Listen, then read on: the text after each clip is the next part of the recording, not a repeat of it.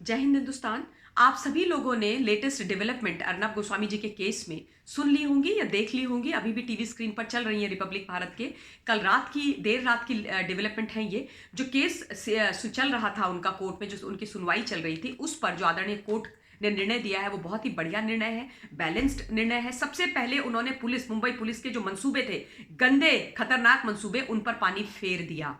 अदालत ने उनको ठंडा कर दिया। वो किसी भी प्रकार से ये चाह रहे थे कि कैसे भी करके हो 14 दिन की पुलिस कस्टडी में अर्नब गोस्वामी आ जाए, किसी भी प्रकार से। क्यों आ जाए भाई? पुलिस कस्टडी कब ली जाती है? पुलिस कस्टडी तब ली जाती है जब कोई ऐसा केस हो जिसमें आपको यह लग रहा हो कि जो व्यक्ति है, जो आरोपी है, वो किसी को बाहर मैनिपुलेट कर सकता है या किसी प्रकार के जो एविडेंस है उनके साथ छेड़छाड़ कर सकता है, किसी कहीं भाग सकता है देश को छोड़ करके। ये सारी तमाम चीजें होती है। इस केस में, जिस केस में आपने अर्नब गोस्वामी जी को कल गिरफ्तार किया गलत और इलीगल तरीके से, उस केस में कौन सा ऐसा बाहर एविडेंस है जो ध्वस्त करेंगे? जो 2017-18 का केस है जो क्लोज हो गया था, उस केस में पुलिस कस्टडी लेने की जरूरत क्या है आपको? उसमें जो कोर्ट है, आदरणीय कोर्ट है, जो वहां पे जज साहिबा थी, उन्होंने सबसे पहला जो ऑब्जर्वेशन है और जब सबसे बड़ा ऑब्जर्वेशन है, वो इन्होंने ये बोला कि आपने ये केस रीओपन कैसे कर दिया बिना कोर्ट के परमिशन के? आपने कोर्ट से इजाजत नहीं ली और केस खोल दिया। ये बहुत बड़ा कानूनी झटका है मुंबई की पुलिस को। दूसरा, उन्होंने बोला कि जो सुसाइड हुई थी, जिस केस को खोला गया है, उसका अर्नब गोस्वामी जी से कोई डायरेक्ट संबंध नहीं है। तो आपने ये केस इस तरीके से कैसे खोला? और तीसरी बहुत जरूरी अहम बात, देखिए ऐसा है कि इस केस के अंदर अगर आप रीओपन कर भी रहे थे, पहले तो जरूरत कोई नहीं थी, अगर आप रीओपन इसको कर भी रहे थे तो भी इस केस में आप जिस प्रकार से कल सुबह 6, साढ़े 6 बजे 25, 30, 35 पुलिस वाले AK-47 से लेस गए और जो एनकाउंटर स्पेशलिस्ट है मिस्टर वजे, उनके सुपरविजन में, उसकी कोई जरूरत नहीं थी। आप उनको एक नोटिस भेजते, पुलिस स्टेशन बुलाते, बात करते, अगर आपको बात ही करनी थी तो।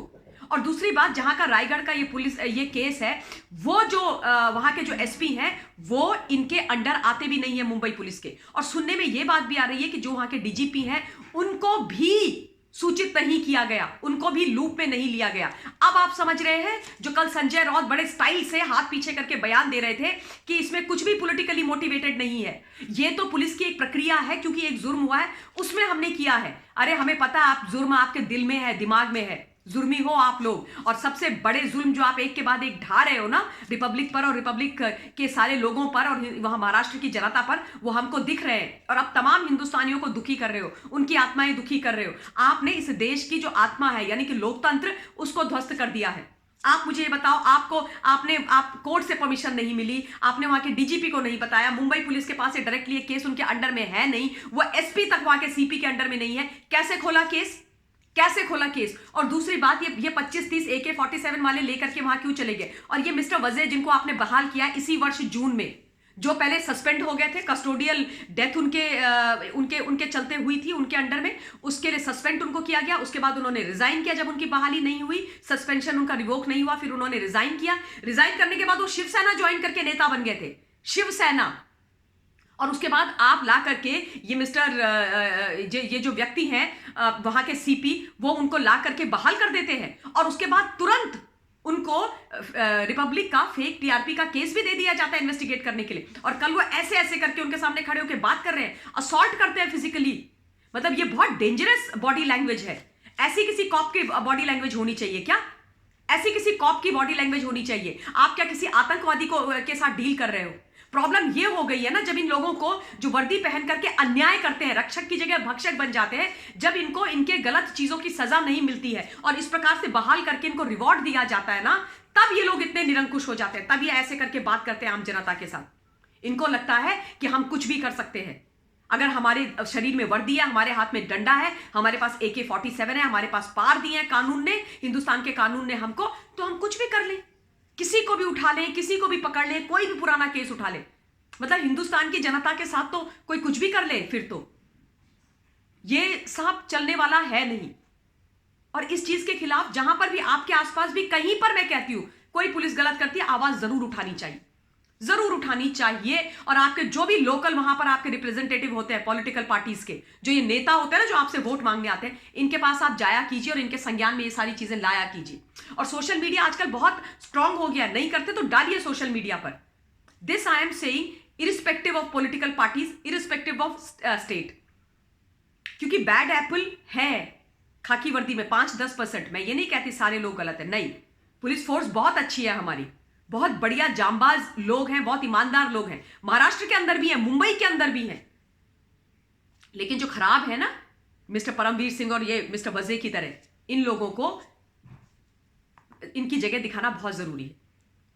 अब देखिए, दुख की बात मैं उन लोगों के बारे में भी करना चाहती हूं जो इस देश के जो मतलब ये जो सो कॉल्ड सूडो लिबरल्स है, हिपोक्रेसी जिनकी चल रही है इस देश के अंदर, है ना। जब फ्रांस के अंदर ब्लास्फेमी के नाम पर आतंकवाद होता है, आतंकी हमला किया जाता है, सैमुअल पेटी नाम के एक अध्यापक को 18 वर्ष का एक बच्चा अब्दुल्लाह, जो रिफ्यूजी है फ्रांस के अंदर, जो रशिया से वहां आया था जब वो 6 वर्ष का था, वो मार देता है।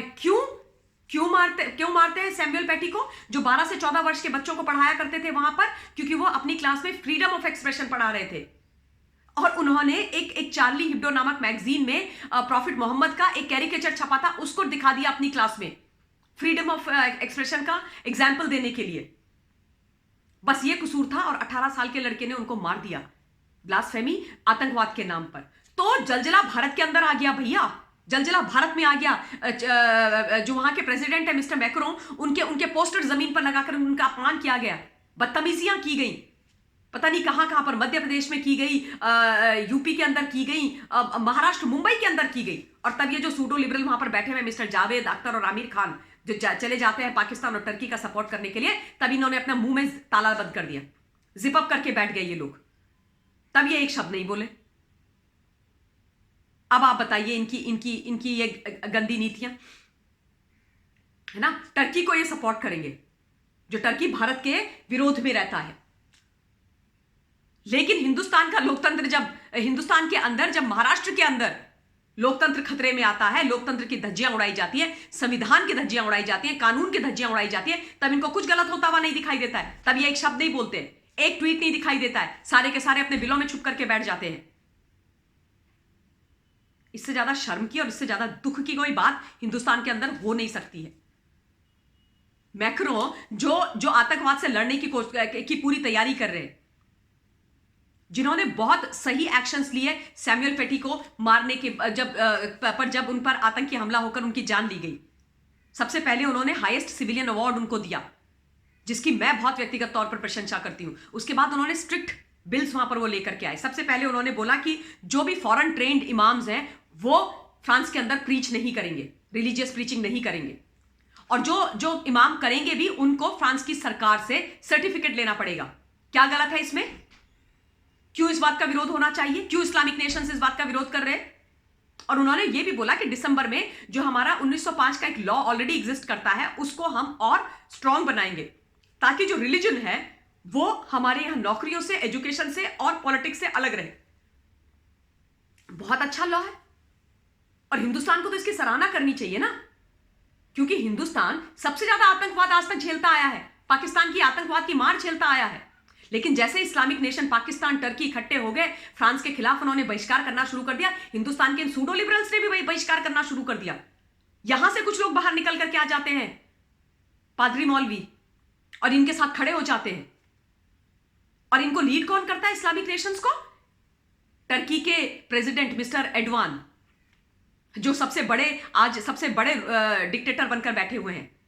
वहां पर एक शब्द आप बोल दो उनके खिलाफ, सीधे आप जेल की सलाखों के पीछे चले जाओगे। पत्रकार सबसे ज्यादा आज पूरे विश्व के अंदर अगर जेल में है तो वो टर्की में है, और वहीं से मुझे लगता है मिस्टर उद्धव ठाकरे लेसन ले रहे हैं एडवांस से, और वही मॉडल ऑफ पॉलिटिक्स वो वहां पर चला रहे हैं। महाराष्ट्र के अंदर उनके सपोर्ट में आ जाते हैं ये लोग। आमिर खान कहां हो भाई, कहां हो? टर्की में गए थे खाना वाना खाने के लिए, फोटो खिंचवाई थी एडवान जी की धर्मपत्नी के साथ। अब बोलो ना उनके खिलाफ। फ्रांस के खिलाफ तो बड़ी आसानी से चले जाते हो। क्यों? क्योंकि फ्रांस हमारा मित्र देश है, क्योंकि वो भी उसी बीमारी के साथ लड़ने की बात कर रहा है, आतंकवाद, जिससे हम लड़ रहे हैं इतने सालों से। आतंकवाद खत्म हो जाएगा तो आप लोगों की तो दुकानें बंद हो जाएंगी ना। पाकिस्तान तो आप लोगों का दोस्त है, आप लोगों की शादियों में आते हैं, आप लोग वहां नाचने जाते हो। शर्म आनी चाहिए इन लोगों को, सीरियसली शर्म आनी चाहिए और डूब के मर जाना चाहिए। मुझे ये बोलने में कोई परेशानी नहीं है। अरे थक गए इनका दोहरा चरित्र देख करके, ये तमाशा देख करके इस देश के अंदर। मजाक बना के रखा हुआ है इन्होंने, और इनको झेलने की हमें जरूरत क्या है? कोई जरूरत नहीं है ऐसे लोगों को झेलने की, कोई जरूरत नहीं है। और ये तमाशा भी हमें देखने की कोई जरूरत नहीं है। बस इतना ही बोल के आज अपनी वाणी को विराम देती हूं। धन्यवाद।